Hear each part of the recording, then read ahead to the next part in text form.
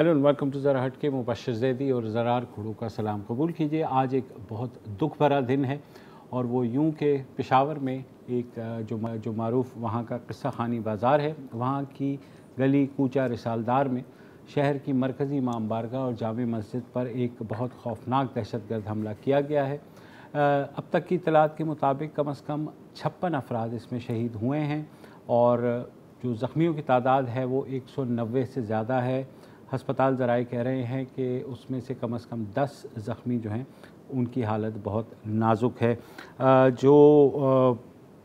Media से बात की पुलिस के एसएसपी ऑपरेशंस हारून रशीद ने, और उन्होंने ये कहा कि बज़ाहिर ये ख़ुदकुश हमला था जिसके दौरान गेट पर मौजूद पुलिस एहलकारों को पहले निशाना बनाया गया और जिसमें पहले एक कांस्टेबल जो है वो शहीद हुआ जबकि दूसरा शदीद ज़ख्मी हुआ। और ये जो जगह है ये तंग गलियां हैं और ये जो मरकज़ी इमाम बारगाह है यहाँ पर पूरे पेशावर से लोग जो हैं जुमे की नमाज़ के लिए आते हैं। तकरीबन 450 से लोग जो हैं यहाँ नमाज़ पढ़ते हैं। जिस वक्त ये दहशतगर्द हमला हुआ और जो सीसीटीवी फुटेज आई है जिसमें देखा जा सकता है कि एक शख्स फायरिंग करता हुआ अंदर दाखिल हुआ, उसने पहले पुलिस वालों को निशाना बनाया और अंदर घुसा और अपने आप को उड़ा लिया।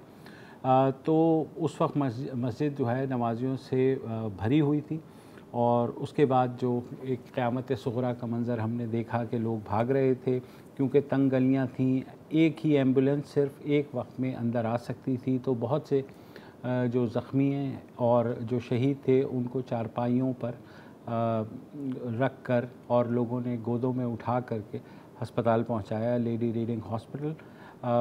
हालिया दिनों में मेरे ख़्याल में बल्कि कई महीनों के बाद ये एक बहुत बड़ा दहशतगर्द हमला हुआ है। अभी तक किसी ने इसकी ज़िम्मेदारी कबूल नहीं की है, ताहम पुलिस का ये कहना है कि वो इस बात का शुबा ज़ाहिर कर रहे हैं कि इसके पीछे दाइश है। अभी वज़ीर-ए-आज़म इमरान खान का कुछ चंद मिनट कबल कुछ ट्वीट्स आई हैं और ज़ाहिर है अफसोस का इज़हार किया है और कहा है कि वो मुस्तकिल CTD और जो लोकल गवर्नमेंट है उनके साथ राब्ते में है और ये भी कहा है कि हमने शनाख्त कर ली है कि ये कौन थे और ये कहाँ से आए हैं और हम फुल फोर्स के साथ इनका मुकाबला करेंगे। वो ठीक है। हम क्या कर सकते हैं? हम अफसोस का इज़हार कर सकते हैं जो हम कर रहे हैं, हम ख़बर देंगे जो हम दे रहे हैं और फिर हम आगे बढ़ जाएंगे।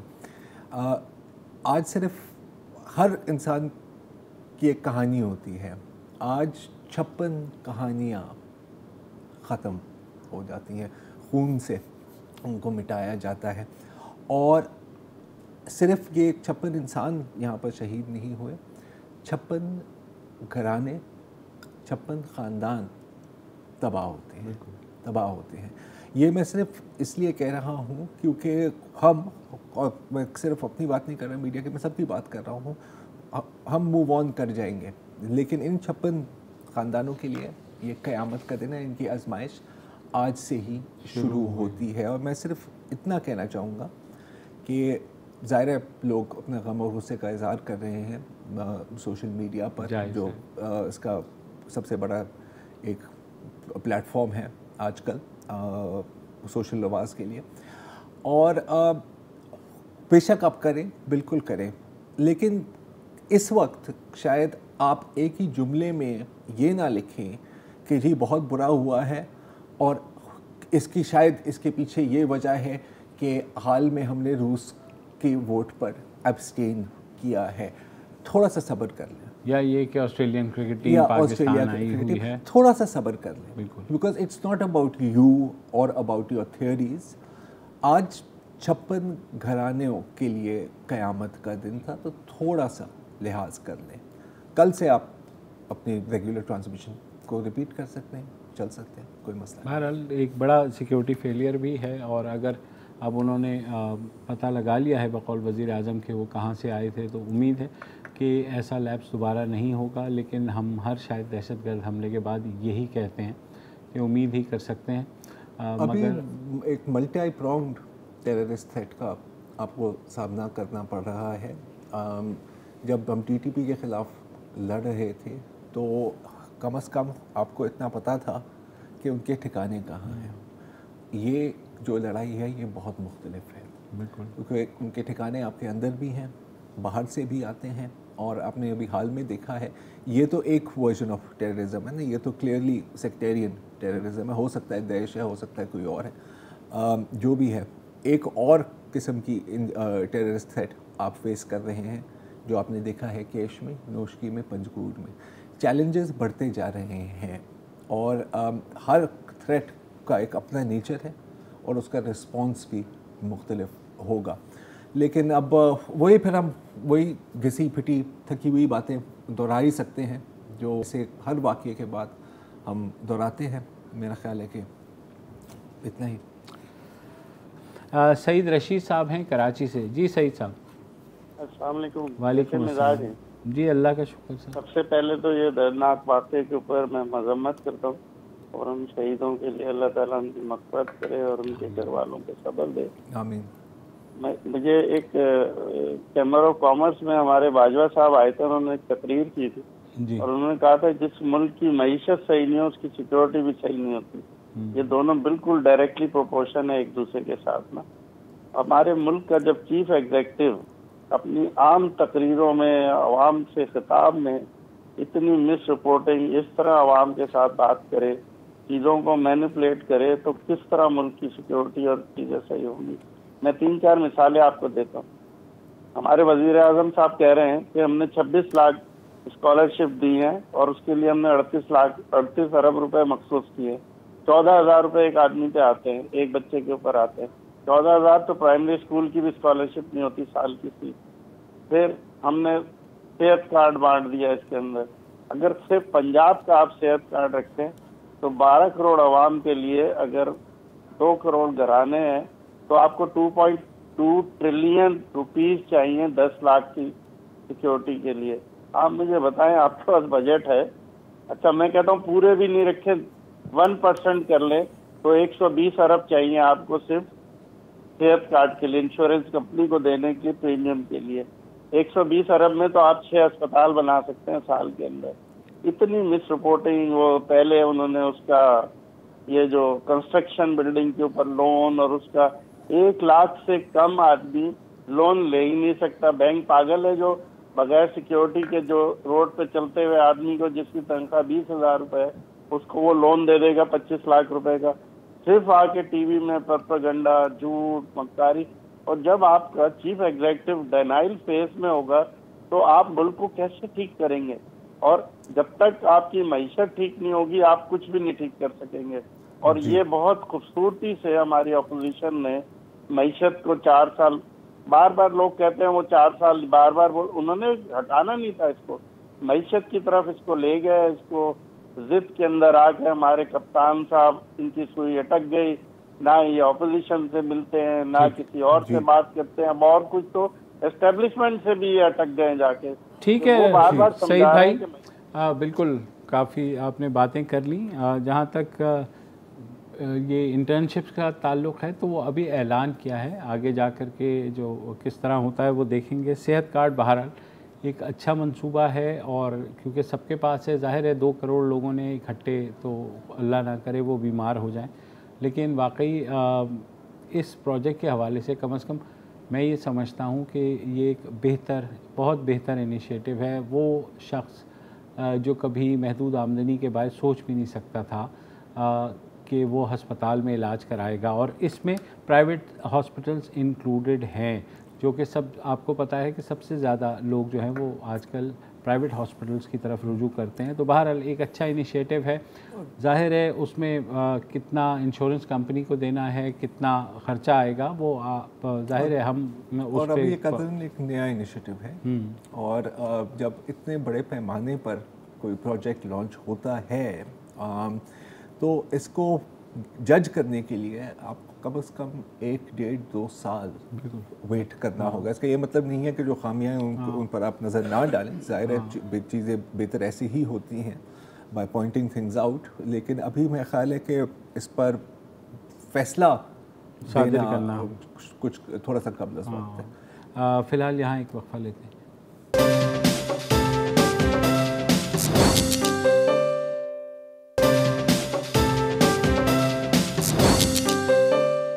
एहसन इकबाल साहब हैं कराची से। अस्सलाम वालेकुम एहसन साहब।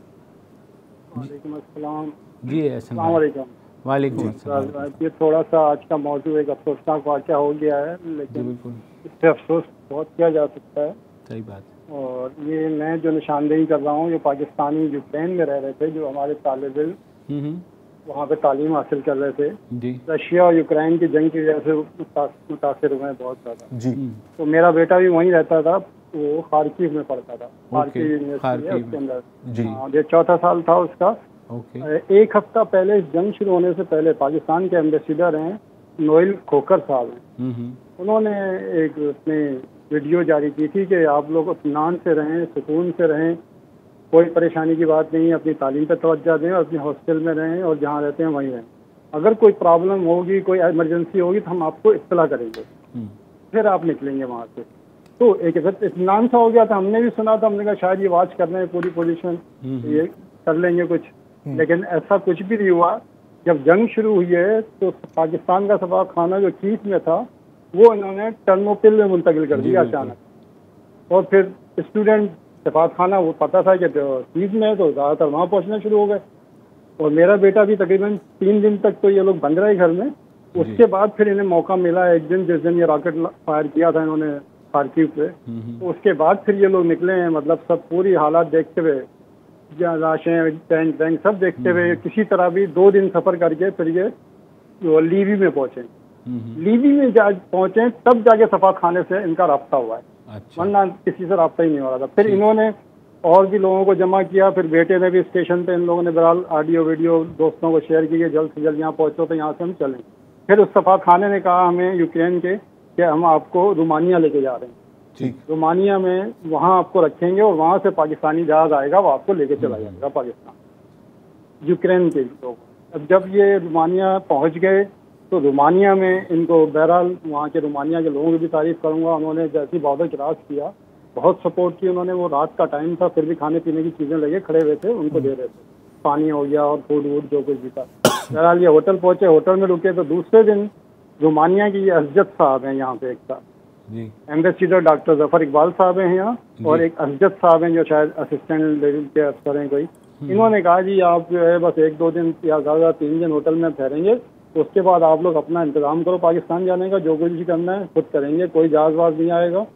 और तकरीबन 132-130 के करीब हैं यहाँ पे। और ये स्टेटिस्टिक आज यूक्रेन में से जारी की गई है फेसबुक पेज के ऊपर। ओके जी। पोलैंड के अंदर 1262 स्टूडेंट इन्होंने शिफ्ट किए हैं, रोमानिया में 123 किए हैं, स्लोवाकिया में 9 किए हैं, मालडोवा में 9 किए हैं, हंगरी में 12, और जो बॉर्डर पे इस वक्त वेट कर रहे हैं क्रॉस करने के लिए वो 20 हैं, और जो अभी यूक्रेन में ही फंसे हैं स्टूडेंट वो 40 की तादाद है। इसके अलावा ये कह रहे हैं कि 21 हमने पाकिस्तान भी भेज दिए। वो पता नहीं चल रहा है कि वो 21 किस तरह पाकिस्तान भेजे इन्होंने, या वो खुद आए हैं अपने ज़राए से आए होंगे, लाजमी बात है 21 तो आपके बेटे ने जब और ये इन स्टूडेंट्स ने रोमानिया में हमारे सफारत खाने से रब्ता किया तो वो क्या कह रहे हैं कि क्या वो उनको पाकिस्तान लेकर के जाएंगे? नहीं, वो मना कर रहे हैं। उन्होंने अभी 1 घंटा पहले की अपडेट है। अच्छा। उन्होंने बोला है 8 तारीख तक हमने आपका होटल अब बुक कर लिया है, 8 को आपने खाली करना है। अच्छा, तो मतलब कि आप खुद टिकट लें, आपको करें, कोई फैसिलिटेशन नहीं हो रही। एहसन साहब, मैं आपसे एक चीज़ पूछना चाह रहा हूँ। आपने शुरू में जिक्र किया था कि एक शख्स ने वीडियो बनाई थी कि आप आराम से बैठे रहें, ये कब की बात है और कौन थे वो? ये पाकिस्तान के सफ़ीर हैं नोवेल खोखर साहब। ओके। ये 8-10 दिन पहले इन्होंने जारी की थी, जो कि सोशल मीडिया पे और इनके ट्विटर अकाउंट पर मौजूद है। ठीक है, अभी भी मौजूद है, अभी भी है वो। मैंने आपको बशीर साहब सेंड भी किए। जी बिल्कुल। अच्छा, इस वक्त आपके साहबजादे कहाँ हैं? वो इस वक्त यहीं रोमानिया में ही है। रोमानिया में ही है। अच्छा, ठीक है। अच्छा, ऐसा है एहसन इकबाल साहब, हम दफ्तर खारजा से पता करते हैं और इस प्लेटफॉर्म के तवज्जुह से रिक्वेस्ट भी करते हैं कि ज़ाहिर है जंग का माहौल है और अगर आपने इवैक्यूएट कराया है बहुत अच्छी बात की है यूक्रेन से, लेकिन जहाँ भी लेके जा रहे हैं उनको इवेंचुअली पाकिस्तान लाने का बंदोबस्त भी किया जाना चाहिए, क्योंकि जो तलबा निकले हैं बॉर्डर के उस पार, ज़ाहिर सामान नहीं होगा, उनके पास शायद पैसे भी नहीं होंगे, क्योंकि जिस अफरा तफरी में जिस किस्म के ट्रॉमा से वो गुजरे हैं, तो मेरा ख्याल है कि लीस्ट यू कैन डू इसके एक फ़्लाइट चार्टर करके कम से कम उनको घर तो ले आओ। और ये मतलब बहुत ही बुनियादी किस्म की बात है। मेरा ख्याल है कि एहसन साहब का नंबर ले लेते हैं, उनके साहबजादे से एक दफ़ा बात भी कर लेते हैं। मैंने ले लिया है और मेरे ख्याल में हम इसको फॉलो अप भी करेंगे। फ़िलहाल यहाँ एक वक्फा लेते हैं।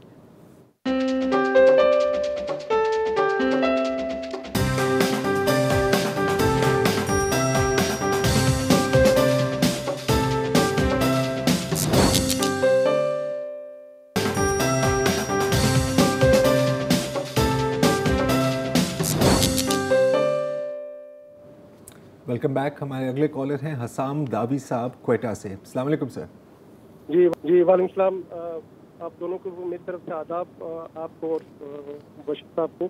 जी सर। बिफोर मैं अपनी बात मुद्दा बयान करूं, उससे पहले मैं आप लोगों को अप्रिशिएट करना चाहता हूं कि ख़ास तौर पे आपके प्रोग्राम ज़रा हटके में जो है बलूचिस्तान के इश्यूज़ को बहुत ही उजागर किया जाता है। जैसे अभी रिसेंट पास में इस्लामाबाद वाला इशू हुआ है, जिससे आप लोगों ने बहुत बात की है, and I appreciate. I don't know कि आप लोग अपनी प्रोग्राम अपनी डॉन के चैनल की पॉलिसी को कितनी फॉलो करते हैं, ये अल्लाह जानता है कि आप लोग उससे हट के कर रहे हैं या आपकी डॉन की बाकी चीज़ें भी उसको इसी तरह डिपिक्ट नहीं होती न्यूज़ में।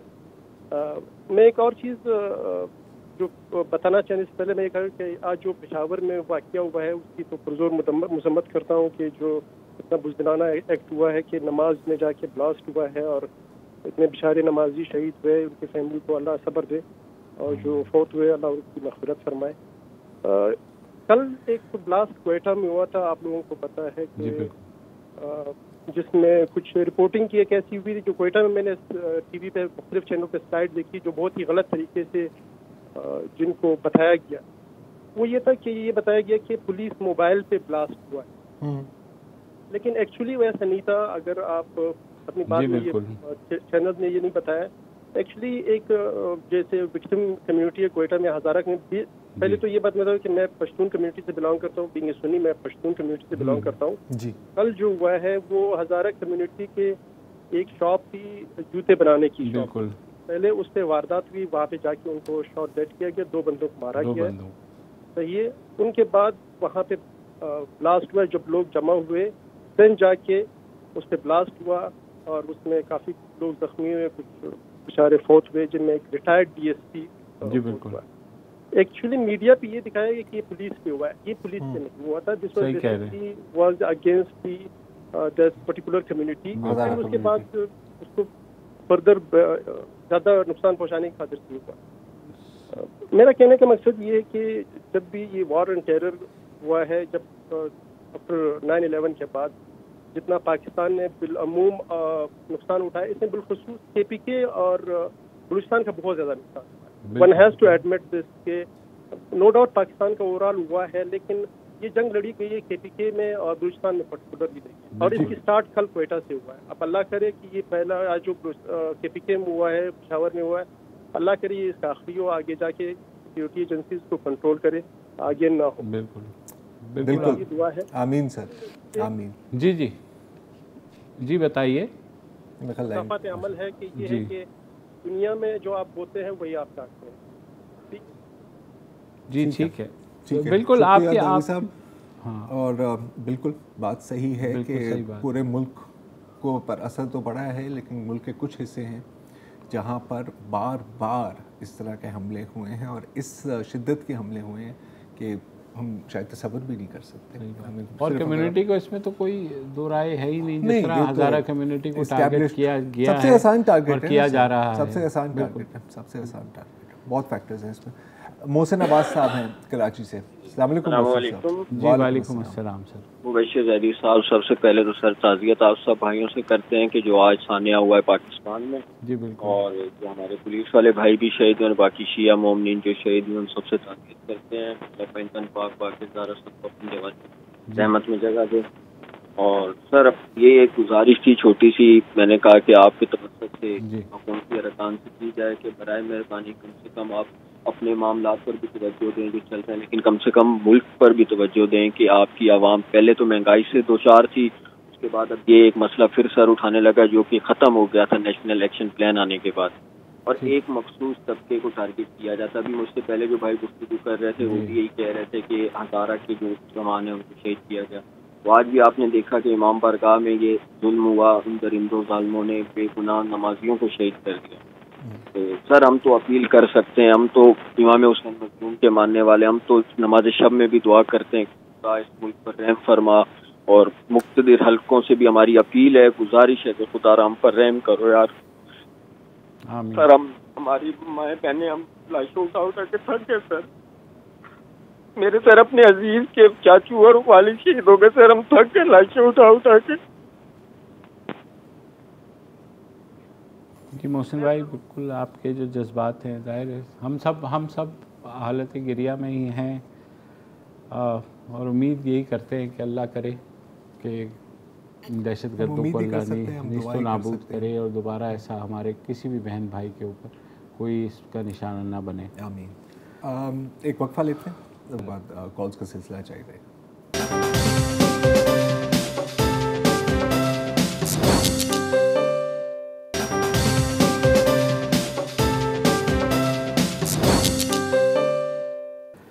मुस्तफ़ा सफ़ी साहब हैं कराची से।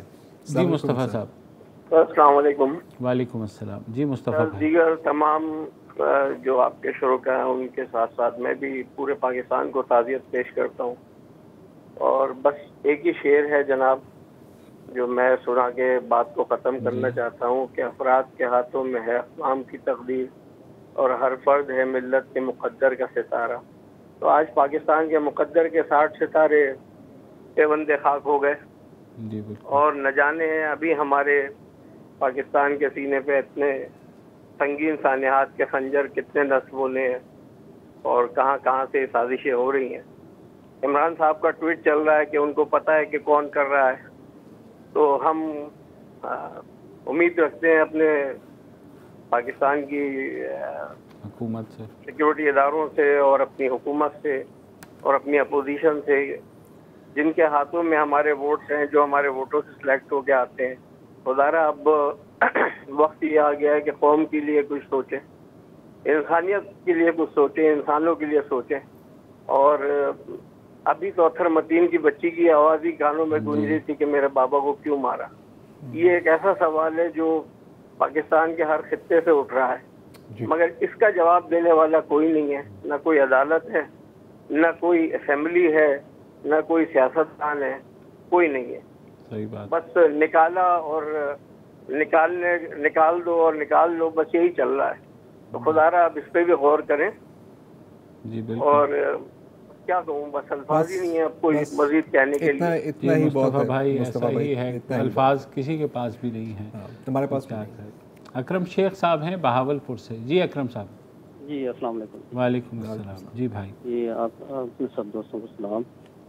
बहुत ही दुख का लम्हे है ये, बहुत कहना बड़ा मुश्किल हो रहा है मुझे भी, बिल्कुल। लेकिन ये है कि यही की कहूँगा, एक शेर है इसमें कि मैं किसके हाथ से अपना लहू तलाश करूँ, इस सारे शहर में पहली हिंदुस्तानी।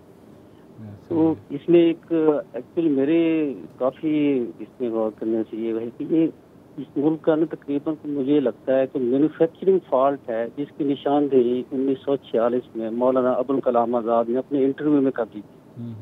अगर उसको गौर से सुना जाए तो एक स्क्रिप्ट लगता है कि जो आज की डेट तक सही साबित हो रहा है। खुदारा कुछ तो देखिए इसको, अगर नहीं कर सकते तो आगे की तरफ सोच के किसी मुल्क के लिए करें, इस लोगों के लिए करें। सही, बिल्कुल सही कह रहे हैं आप, बिल्कुल सही है जी। आज के लिए इतना ही, पीर को दोबारा हाजिर होंगे, इजाज़त दीजिए, खुदा हाफिज़। अस्सलाम वालेकुम। अगर आपको हमारे शो पसंद आया है तो प्लीज़ हमारे यूट्यूब चैनल को सब्सक्राइब करें, और अगर मुनासिब समझे तो इस वीडियो को लाइक भी कर लें, तो कोई हर्ज नहीं है, और शेयर भी कर लें और कमेंट भी कर दें, वरना वो सब ऐसे ही लिखते रहेंगे। और ये जो दोनों कह रहे हैं ये कर लें जी प्लीज़, नहीं तो हमें भी घर जाना है, मैं आपके कंप्यूटर में नहीं रहना 24 घंटे। सही बात।